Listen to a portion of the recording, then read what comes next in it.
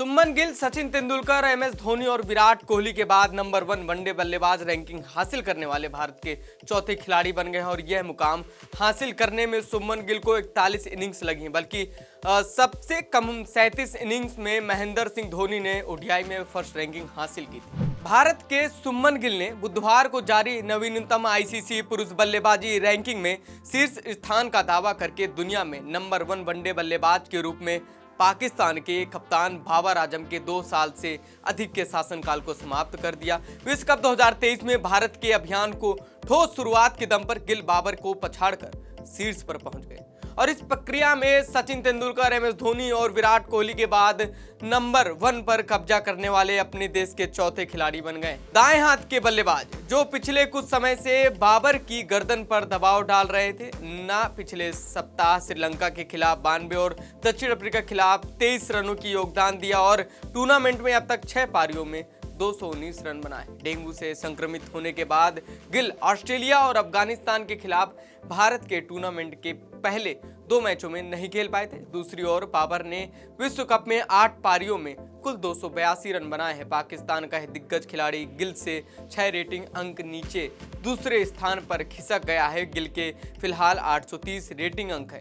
उनके बाद बाबर 824 और दक्षिण अफ्रीका के क्विंटन डिकॉक 771। विराट कोहली शीर्ष 5 में पहुंचे। सिराज ने गेंदबाजी में फिर से शीर्ष स्थान हासिल किया है। गिल का उभरना भारत के लिए एकमात्र अच्छी खबर नहीं थी। महान बल्लेबाज कोहली विश्व कप में अपने शानदार प्रदर्शन के दम पर शीर्ष 5 में शामिल हो गए हैं। गेंदबाजों की रैंकिंग में मोहम्मद सिराज विश्व कप में अपने 10 विकेटों के दम पर एक दिवसीय गेंदबाजी की सूची पर शीर्ष पर पहुंच गए। विश्व कप में अच्छे प्रदर्शन के कारण बल्लेबाजी और गेंदबाजी दोनों वनडे सूची के शीर्ष पर 10 में बड़ा उलटफेर हुआ और यह कोई आश्चर्य की बात नहीं है। यह भारत के सितारों की टोली है, इसने सबसे बड़ी छाप छोड़ी है। विश्व कप में अपने 543 रनों की बदौलत कोहली 3 स्थान की छलांग लगाकर चौथे स्थान पर पहुंच गए और तीसरे स्थान पर मौजूद डिकॉक से 1 रेटिंग कम अंक हो गए। श्रेयस अय्यर भी एक दिवसीय बल्लेबाजी की सूची में प्रभावशाली 17 पायदान की छलांग लगाकर 18वें स्थान पर पहुंच गए हैं, जबकि